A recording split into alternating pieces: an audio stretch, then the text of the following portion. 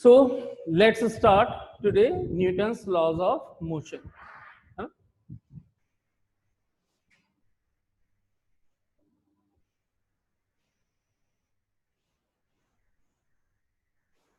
इससे पहले basic intro के अंदर आप लोगों को क्या क्या पता होना चाहिए कि व्हाट इज फोर्स.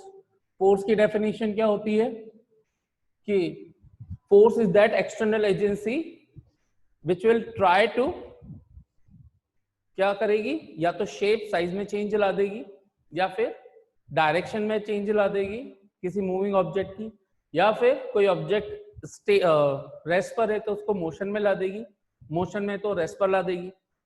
ठीक है, these are the basic effects of force.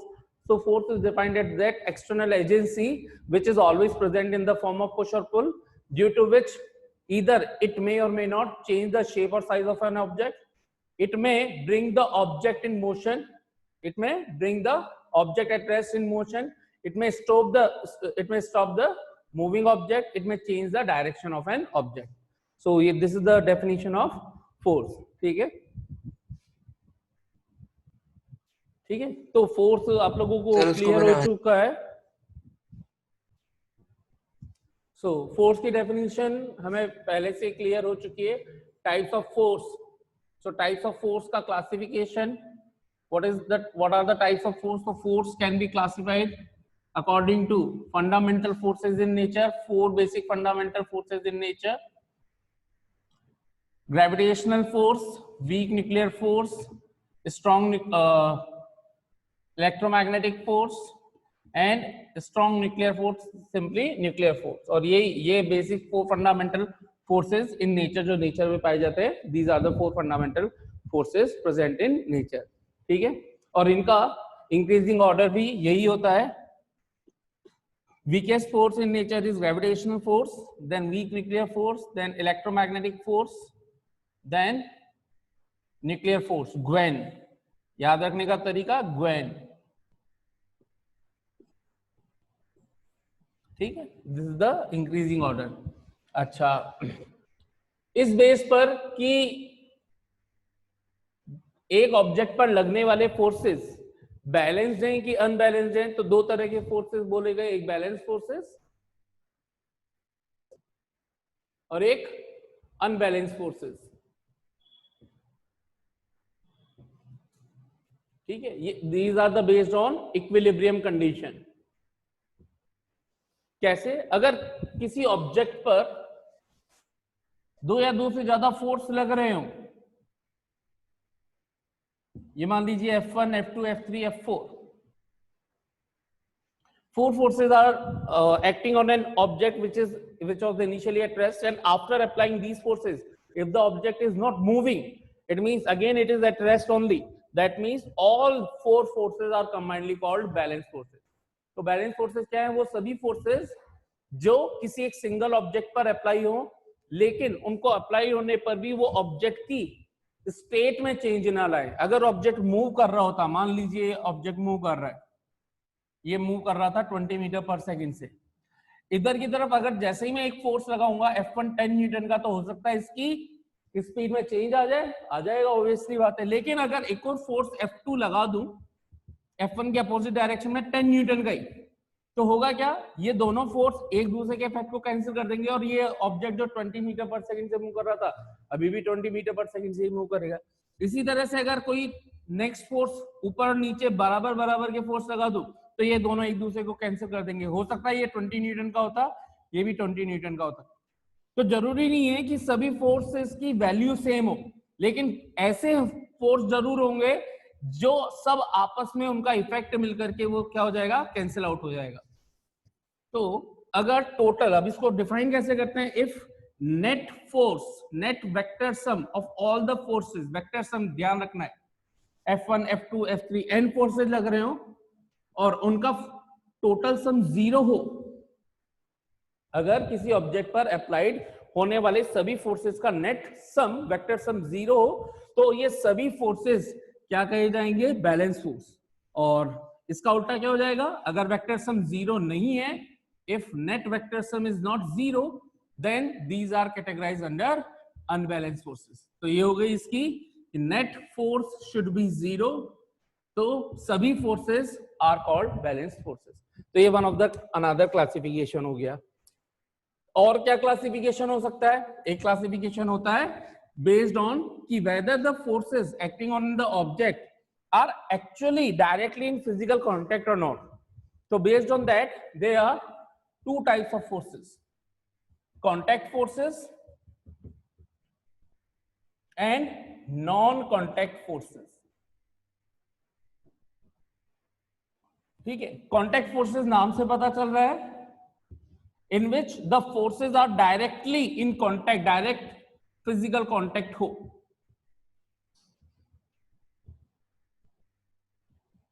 ठीक है, तो मोस्ट ऑफ द थिंग्स जो हम जनरली हमारे सराउंडिंग में देख रहे हैं, जो आसपास जो भी काम करते हैं और हम जो फोर्स लगाते हैं, बेसिकली वो ऑलमोस्ट सभी के सभी कॉन्टैक्ट फोर्स की कैटेगरी में आते हैं। जैसे पुश, पुल, तो these are the examples of किसी भी तरह का पुश करना हो, किसी भी तरह का पुल करना हो, किसी ऑब्जेक्ट में टेंशन हो। टेंशन क्या होता है?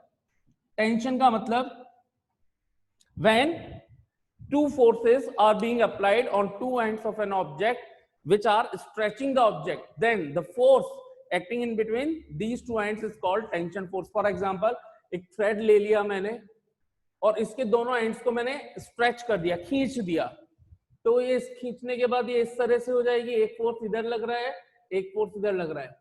तो ये जो F1 को T फोर्स बोल रहे हैं तो F2 को T फोर्स बोल देंगे। तो हमेशा ध्यान रखना है, टेंशन फोर्स का काम है ऑब्जेक्ट के अंदर स्ट्रेच लेकर के आना, और ये दोनों टेंशन फोर्स हमेशा एक दूसरे के अपोजिट डायरेक्शन में होंगे, एक इधर खींचेगा, एक इधर होगा। कभी भी एक दूसरे को धक्का नहीं देंगे, यानी कि ऐसे नहीं रहेगा, आप थ्रेड को खींचोगे तो ऐसे ही खींचोगे बिल्कुल इधर की तरफ, कभी भी ऐसे नहीं करोगे। तो टेंशन हमेशा स्ट्रेचिंग सिचुएशन में ही क्रिएट होगा। तो टेंशन फोर्स का मतलब कोई भी दो एंड को आप खींच करके रख दो, स्ट्रेस सिचुएशन में रख दो, वो क्या कहलाएंगे? कॉन्टैक्ट फोर्स का ही एग्जांपल है।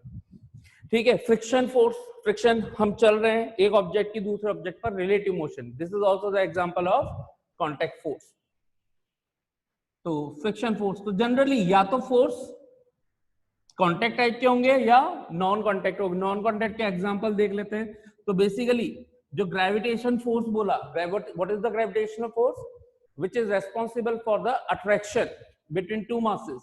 जैसे earth and all planets are moving around the sun, कोई डायरेक्ट फिजिकल कांटेक्ट नहीं है, कोई किसी का हाथ नहीं पकड़ा हुआ है कि कांटेक्ट फोर्स हो, तो ये दोनों एक दूसरे को अट्रैक्ट कर रहे हैं, जिसके कारण प्लैनेटरी मोशन हो रही है सन के चारों तरफ। तो ये मोशन, ये वाला फोर्स क्या बोला जाएगा? नॉन कांटेक्ट फोर्स का एग्जांपल। ठीक है, वही दूसरी तरफ मैं किसी छोटे बच्चे का हाथ पकड़ लूं और वो मेरे से मतलब मस्ती कर रहे हैं, ऐसे ही मैंने हाथ पकड़ लिया, वो मेरे से छूट करके भागना चाहता है, बस मैंने हाथ पकड़ रखा है, तो जितना फोर्स मेरे ऊपर लगा रखा है, मैंने भी क्योंकि उसका हाथ पकड़ रखा है तो मैं भी उतना ही फोर्स लगा रहा हूँ। वो भागना चाह रहा है तो बस मैं ऐसे ऐसे हो जाऊंगा, वो मेरे चारों तरफ घूमता रहेगा। तो ये भी वही फोर्स हुआ है, लेकिन इसमें क्या डिफरेंस क्या गया? ये कॉन्टैक्ट बन गया, जबकि ग्रेविटी वाला जो फोर्स बन रहा है वो नॉन कॉन्टैक्ट फोर्स के अंदर आ रहा है। ठीक है, इसी तरह से तो ये हो गया gravitational force is the example of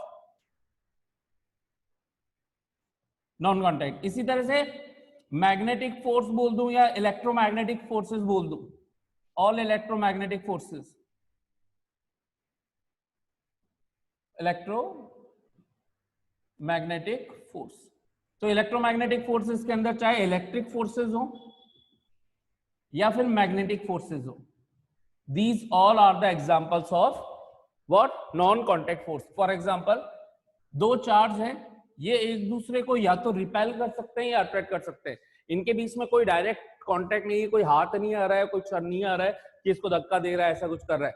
तो जो रिपल्शन या अट्रैक्शन होगा वो इनकी नेचर के कारण होगा। अगर दोनों पॉजिटिव बोल देंगे तो ये आप लोगों को बचपन से पता है कि लाइक थिंग्स ऑलवेज रिपेल। तो Q1 और Q2 अगर दो चार्जेस बोल दिए जाए, दोनों पॉजिटिव पॉजिटिव हो, तो दोनों को एक दूसरे को क्या करेंगे? रिपेल।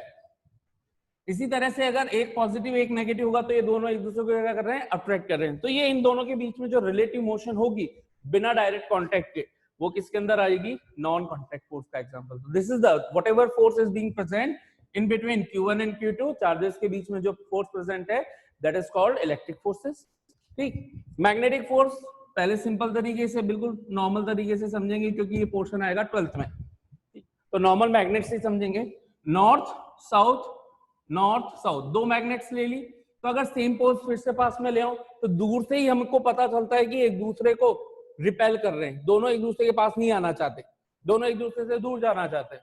वहीं उसकी जगह अगर मैं कोई दूसरा मैग्नेट, मतलब दोनों मैग्नेट को इस तरह से ले लूं कि उनके अपोजिट पोल एक दूसरे की तरफ हो, तो हमें पता चलेगा अगर हमारे हाथ में दो स्ट्रॉन्ग मैग्नेट हो और अपोजिट पोल रख रखे हो तो एक दूसरे के पास आने की कोशिश करेंगे। तो कोई डायरेक्ट कांटेक्ट नहीं आ रहा है, फिर भी इनके बीच में फोर्स लग रहा है, तो ये किसका एग्जांपल हो गया? नॉन कांटेक्ट फोर्स का। इसी तरह से चाहे वीक न्यूक्लियर हो चाहे न्यूक्लियर हो, यानी कि all nuclear forces are the example of non contact forces. तो इस तरह से हम फोर्स को बेसिकली क्लासिफाइड करते हैं। यहां तक कितनों को अच्छे से समझ में आ गया है? अभी तो यहां तक समझने के बाद जल्दी से स्टार्ट करते हैं कि फोर्स का के बारे में किस किस ने क्या क्या बताया। तो थोड़ा बहुत ओरिजिन स्टार्ट करते हैं न्यूटन लॉ से, जस्ट पहले की बिगिनिंग, ठीक है। सो Aristotle's fallacy,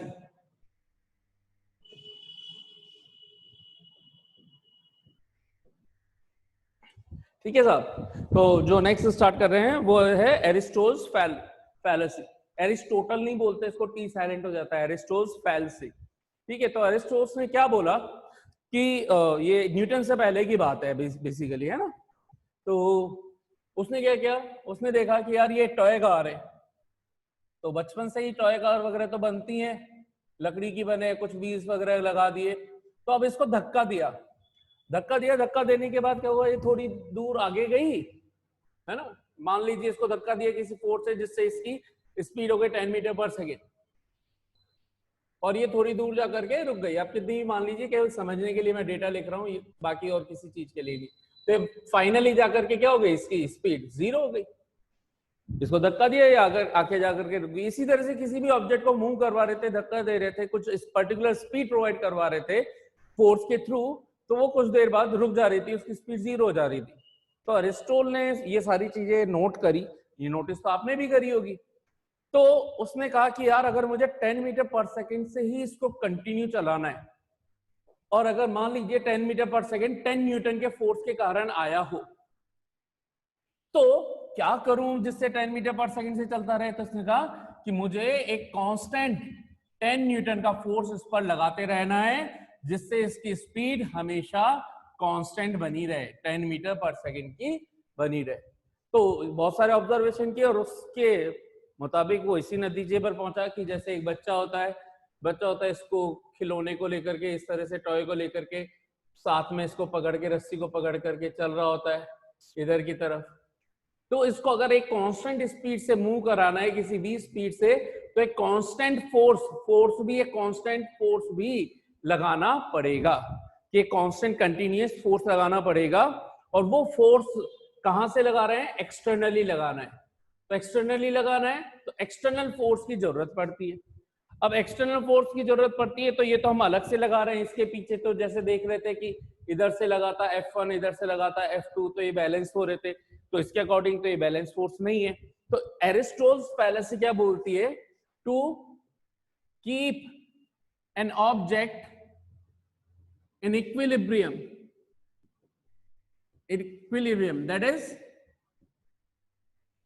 that is to keep the constant motion। Basically इसने मोशन के लिए स्टडी किया था, तो उसकी बात हुई थी। So to keep an object in equilibrium और to keep the object in constant motion, to keep in constant motion, some external unbalanced force is required। always some external unbalanced force is required। कि अगर किसी भी object को move करवाना है तो हमेशा एक एक्सटर्नल अनबैलेंस फोर्स की जरूरत होती है। तो बताओ ये चीज आप लोगों को भी समझ में आई कि नहीं आई, जो एरिस्टोटल ने बोला। अच्छा, तो क्या सब लोग एग्री करते हैं कि नहीं करते हैं कि हमेशा एक एक्सटर्नल अनबैलेंस फोर्स की जरूरत होगी से ही किसी भी ऑब्जेक्ट को मूव करवाना है? तो कोई ऐसा है जो डिसएग्री कर रहा है कि एरिस्टो से? ऐसा कोई है आप में से जो डिसएग्री करता हो? कोई ऐसा है क्या जो इससे डिसएग्री करता है? यस और नो? नो। जल्दी जल्दी, यस और नो? अरे यस और no everyone? No sir. No sir. Sir. Okay, तो सभी लोग इससे एग्री करते हैं, डिसएग्री कोई भी नहीं करता। Very good. तो अब देखो, मैं डिसएग्री करता हूं। कैसे? देखो, फिर आया गैलीलियो, है ना? गैलिया आदमी, ठीक है, गैलीलियो। उसने ऑब्जर्वेशंस देखी, उसने कहा कि यार एरिस्टोटल बोल करके चला गया, अपनी फैलसी दे करके चला गया, अपनी स्टेटमेंट दे करके चला गया, बोल रहा है कि एक्सटर्नल अल्बेनिस फोर्स की जरूरत पड़ती है। तो उसने कुछ एक्सपेरिमेंट किए, तो गैलीलियोस के एक्सपेरिमेंट, उसने क्या बोला कि अगर मान लीजिए एक मैं कोई सा एक बॉल ले लूं, है ना, या बॉल की जगह हम एक दो स्लाइड्स ले लेते हैं,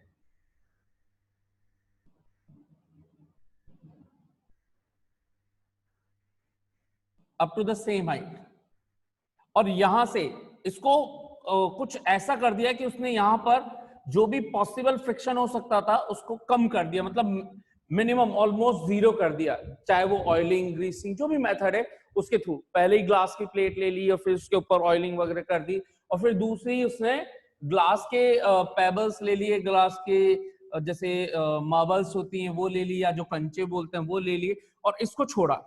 तो अभी हमें ये पता होना चाहिए, अब कुछ छोटी छोटी चीजें जो आप ग्रेड 9-10 से पढ़ कर के आए वो आपको पता होनी चाहिए। क्या? कि अगर किसी भी ऑब्जेक्ट को ग्राउंड लेवल से, अगर ये ग्राउंड लेवल मान ले, ये ग्राउंड लेवल से m मास के ऑब्जेक्ट को अगर h हाइट तक ऊपर उठाया जाए और यहाँ पे ला करके छोड़े इसको, तो इस टाइम पर इसके अंदर जब ये ऑब्जेक्ट रुका हुआ है h हाइट पर पहुंच गया है, तो इसके अंदर एक ही टाइप की एनर्जी जिसको बोल रहे हैं ग्रेविटेशनल एनर्जी mgh, और जैसे ही इसको यहां से ड्रॉप कर दिया जाएगा, छोड़ दिया जाएगा, छोड़ते से ही ये पोटेंशियल एनर्जी किस में कन्वर्ट होना चालू हो जाएगी? काइनेटिक एनर्जी में। और कंटिन्यूएशन के अंदर पोटेंशियल एनर्जी डिक्रीज होती जाएगी और उसी टाइम पे काइनेटिक एनर्जी इंक्रीज होती जाएगी। जब ये ग्राउंड पर पहुंच जाएगा तो उस टाइम क्योंकि H 0 हो चुका होगा, तो potential energy mg into 0, potential energy 0 joule हो चुकी होगी, तो पूरी की पूरी इस जगह पर जब वो पहुंचेगा तो काइनेटिक एनर्जी पूरी की पूरी mgh में कन्वर्ट हो चुकी होगी। यानी कि अगर यहाँ पे 200 जूल था तो 200 जूल नीचे आने पर धीरे धीरे डिक्रीज हो रहा है और पूरा काइनेटिक में कन्वर्ट हो रहा है, नीचे आएगा तब वो 200 जूल पूरी की पूरी काइनेटिक एनर्जी कन्वर्ट हो चुकी होगी according to the law of conservation of energy. तो उसने इसी चीज को देखा कि अगर मैं इसको h हाइट पे मान लूं तो और m मास हो तो इसकी पोटेंशियल एनर्जी अभी होनी चाहिए mgh। जैसे ही मैं इसको छोड़ रहा हूं ये एक काइनेटिक एनर्जी ऑब्टेन कर रहा है, जैसे ये ग्राउंड लेवल पे आया ये सारी की सारी यहाँ पर पोटेंशियल एनर्जी काइनेटिक में कन्वर्ट हो चुकी है mgh। अब क्योंकि इसमें पूरी mgh है तो ये कब तक इस mgh एनर्जी के कारण ये ऊपर बढ़ेगा। कब तक बढ़ेगा? जब तक इसके पास mgh एनर्जी कन्वर्ट नहीं हो जाती पोटेंशियल एनर्जी में। पूरी पोटेंशियल एनर्जी कहां पे कन्वर्ट होगी?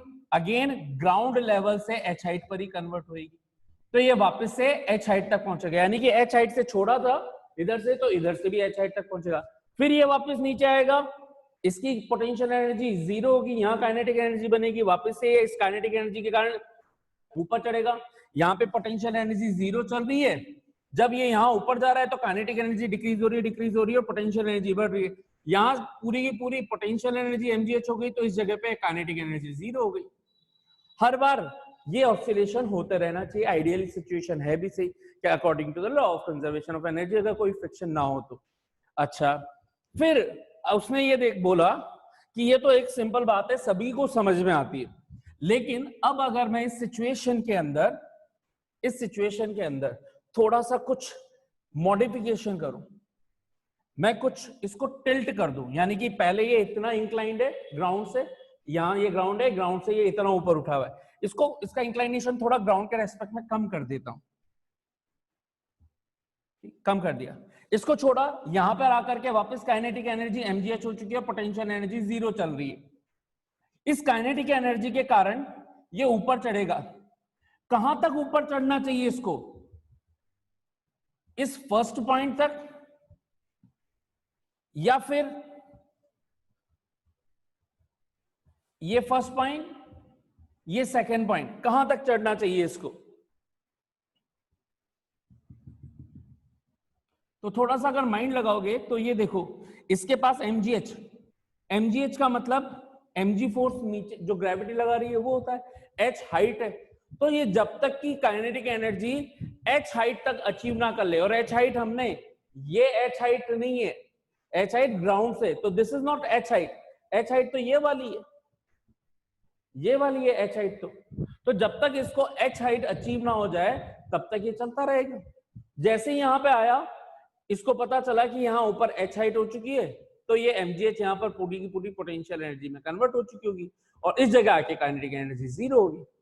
अगर इंक्लाइनेशन और कम कर दूं, यानी कि इधर, तो ध्यान से देखें, पहले अगर ये इंक्लाइंड डिस्टेंस को s1 बोल दूं, तो ये जो दूसरी इंक्लाइंड डिस्टेंस आई है s2, ये s1 से ज्यादा आई है, यानी कि s2 is greater than to s1, ये वाली inclined distance. Height h height ही है, क्योंकि इसकी एनर्जी तभी जाके 0 होगी जब वो h हाइट पे पहुंचेगा ग्राउंड से। तो अगर मैंने और इंक्लाइन कर दिया तो ये यहाँ पे काइनेटिक एनर्जी से इधर तब तक चलता रहेगा जब तक कि इसको h हाइट मिल ना जाए। तो ये देखिए यहाँ पर ये h हाइट यहाँ मिली है, तो ये यहां तक ट्रेवल करेगा अगर मैंने इंक्लाइनेशन ये कर दिया, इन दोनों को हटा के ये वाला इंक्लाइनेशन दे दिया, तो आप खुद सोचो कि कितनी डिस्टेंस ट्रेवल करेगा, काफी ज्यादा इंक्लाइन डिस्टेंस s3, तो s3 is far greater than to s2 than s1। यहां जाकर के जब ये h हाइट अचीव कर लेगा तभी जाकर के रुक पाएगा, अगर यहां पर फ्रिक्शन फोर्स नहीं है, यानी कि इसको पीछे रोकने का फोर्स नहीं। अब अगर मैं बिल्कुल इसको स्ट्रेट कर दूं, हॉरिजॉन्टल लेवल पे कर दूं, सब लोग बताएंगे जल्दी से, बताइए ये कहां जाकर के रुकेगा? अगर इसको हॉरिजॉन्टल पे कर दूं तो ये कब तक चलता रहेगा? जब तक कि इसको h हाइट अचीव ना हो जाए। बताओ इसको हॉरिजॉन्टल लेवल पे h हाइट कब अचीव होगी? Everyone quickly.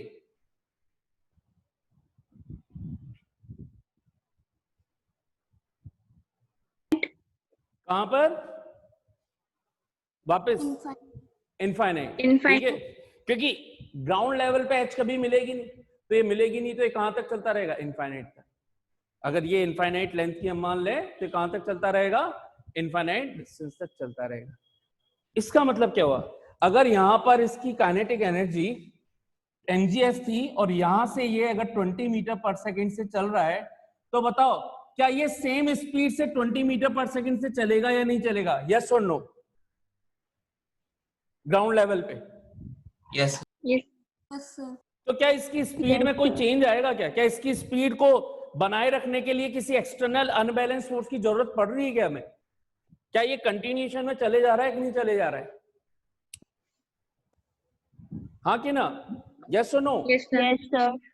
तो यहां से गैलीलियो ने क्या ऑब्जर्वेशन दिया कि अगर किसी ऑब्जेक्ट को एक बार एनर्जी दे दी जाए तो वो हमेशा उस एनर्जी से हमेशा कंटिन्यूएशन में चलता रहेगा जब तक कि उसके ऊपर कोई एक्सटर्नल अनबैलेंस फोर्स ना लगे।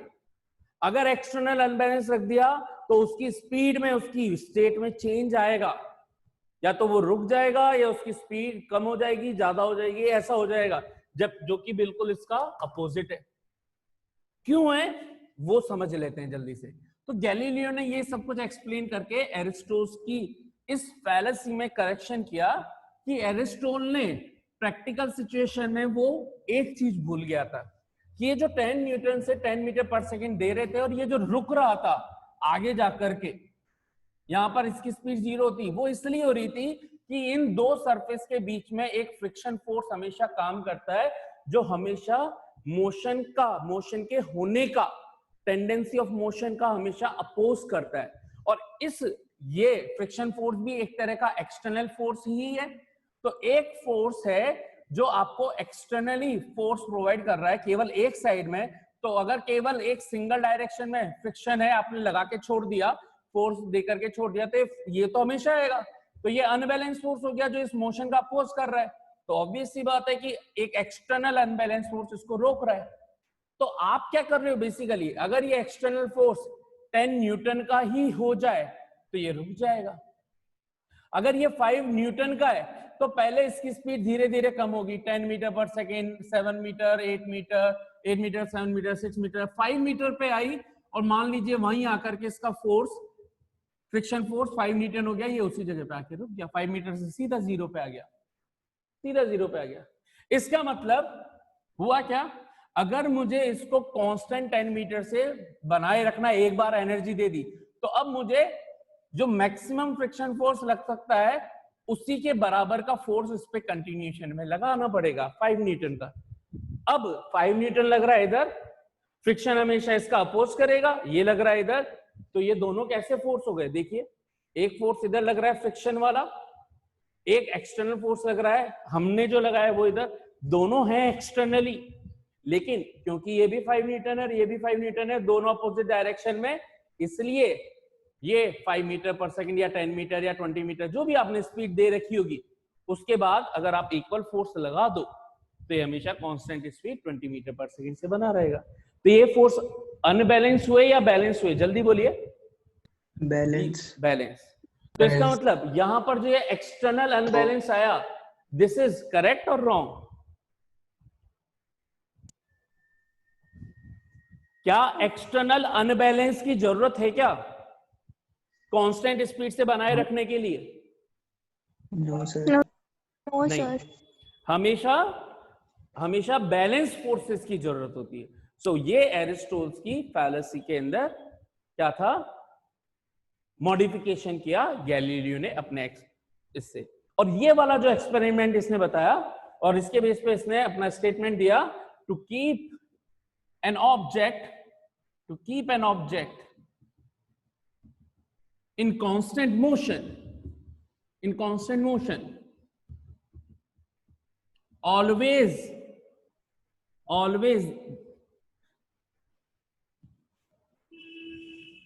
there should be to keep an object in constant motion, there should be balance forces